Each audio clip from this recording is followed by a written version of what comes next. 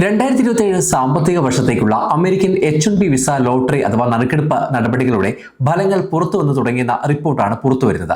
Immigration അഭിഭാഷകർ നൽകുന്ന വിവരമനുസരിച്ച് വെള്ളിയാഴ്ച മുതലാണ് US പൗരത്വ കുടിയേറ്റ സേവന വിഭാഗമായ US citizenship and immigration services തങ്ങളുടെ പോർട്ടലിൽ സെലക്ഷൻ നോട്ടീസുകൾ അപ്ലോഡ് ചെയ്യാൻ തുടങ്ങിയത്.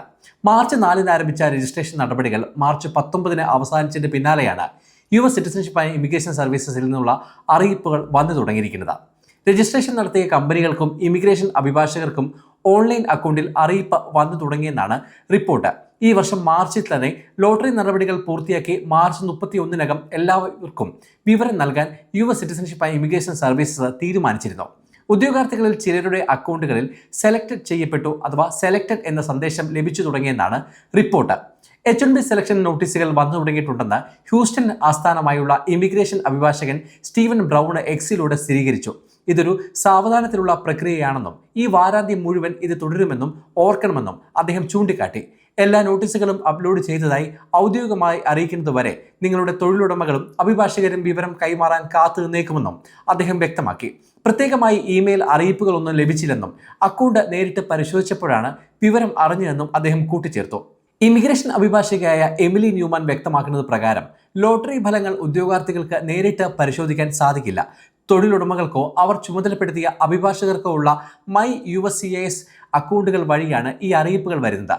സാധാരണയായി ലഭിക്കാറുള്ള ഇമെയിൽ അറിയിപ്പുകൾ ഇത്തവണ വൈകുന്നുണ്ടെങ്കിലും അക്കൗണ്ടുകളിൽ ലോഗിൻ ചെയ്യുമ്പോൾ തിരഞ്ഞെടുക്കപ്പെട്ടവരുടെ വിവരങ്ങൾ കാണാൻ സാധിക്കുന്നുണ്ട്.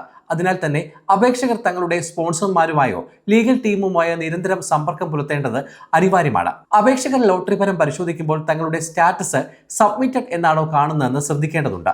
ഇങ്ങനെ കാണിക്കുന്നത് നിങ്ങൾ ലോട്ടറിയിൽ ഉൾപ്പെട്ടിട്ടുണ്ടെന്നും എന്നാൽ നിലവിൽ തിരഞ്ഞെടുക്കപ്പെട്ടിട്ടില്ലെന്നുമാണ് അർത്ഥമാക്കുന്നത്. ആദ്യഘട്ടത്തിൽ തിരഞ്ഞെടുക്കപ്പെട്ടവർ വിസ നിരസിക്കുകയോ അല്ലെങ്കിൽ വേണ്ടത്ര അപേക്ഷകൾ ലഭിക്കാതെ വരികയോ ചെയ്താൽ രണ്ടാമതൊരു ലോട്ടറി കൂടി നടക്കാൻ സാധ്യതയുള്ളതിനാൽ ഇവർക്ക് പ്രതീക്ഷയ്ക്ക് വകയുണ്ട്.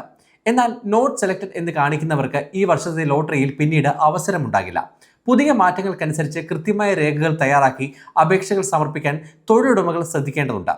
ഈ വർഷത്തെ H-1B ലോട്ടറി നടപടികളിൽ ചില സുപ്രധാന മാറ്റങ്ങൾ കൂടി US citizenship and immigration services നടപ്പിലാക്കിയിട്ടുണ്ട്. കൂടുതൽ ഉയർന്ന ശമ്പളവും വൈദഗ്ധ്യവുമുള്ള ഉദ്യോഗാർത്ഥികൾക്ക് മുൻഗണന നൽകുന്ന രീതിയിലുള്ള പുതിയ നയമാണ് ഇതിൽ പ്രധാനം. മുൻകാലങ്ങളിൽ പൂർണ്ണമായും ഭാഗ്യ പരീക്ഷണത്തെ മാത്രം ആശ്രയിച്ചിരുന്ന ലോട്ടറി രീതിക്ക് പകരം കൂടുതൽ യോഗ്യരായ പ്രൊഫഷണലുകളെ അമേരിക്കൻ തൊഴിൽ വിപണിയിൽ എത്തിക്കുക എന്ന ലക്ഷ്യത്തോടെയാണ് അധികൃതരുടെ ഈ നീക്കം. കൂടാതെ സാമ്പത്തികമായ ചില മാറ്റങ്ങളും ഈ വർഷം മുതൽ നിലവിൽ വന്നിട്ടുണ്ട്. H-1B വിസ നടപടികളിൽ വേഗത്തിലാക്കാനുള്ള പ്രീമിയം പ്രോസസ്സിംഗ് ഫീസിൽ വർധനവുണ്ട്. മാർച്ച് 1 മുതൽ $2,965 ഈ ഫീസ് ഉയർത്തിയിരിക്കുന്നത്. ഇതിന് പുറമെ കഴിഞ്ഞ വർഷം സെപ്റ്റംബറിൽ H-1B വിസ ഫീസ് $1,00,000 വർദ്ധിപ്പിച്ചതും പുതിയ അപേക്ഷകർക്ക് ബാധകമാണ്.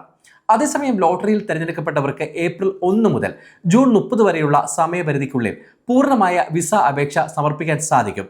H-1B വിസ അപേക്ഷ സമർപ്പിക്കുമ്പോൾ I-129 എന്ന ഫോമിന്റെ പരിഷ്കരിച്ച പതിപ്പാണ് ഉപയോഗിക്കേണ്ടത്. പുതിയ ഫോമിൽ ഉദ്യോഗാർത്ഥിയുടെ വിദ്യാഭ്യാസ യോഗ്യത, തൊഴിൽ പരിചയം, സാങ്കേതിക നൈപുണ്യങ്ങൾ, ജോലിയിലെ ഉത്തരവാദിത്തങ്ങൾ എന്നിവയെക്കുറിച്ച് കൂടുതൽ വിശദമായ വിവരങ്ങൾ നൽകേണ്ടതുണ്ട്.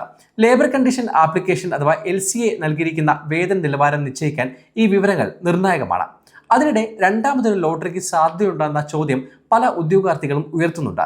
പ്രതിവർഷം അനുവദിച്ചിട്ടുള്ള 85,000 വിസ എന്ന പരിധി ലോട്ടറിയിലൂടെ തിരഞ്ഞെടുക്കപ്പെട്ടവരുടെ അപേക്ഷകൾ സമർപ്പിച്ച് കഴിയുമ്പോൾ പൂർത്തിയാകാതെ വരികയാണെങ്കിൽ മാത്രമേ രണ്ടാമതൊരു ലോട്ടറി നടക്കുകയുള്ളൂ.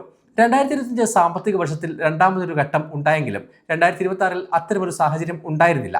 എന്നാൽ ഇത്തവണ രണ്ടാമതൊരു ലോട്ടറിക്ക് സാധ്യതയുണ്ടെന്ന് ചില വിദഗ്ധർ വിലയിരുത്തുന്നുണ്ട്.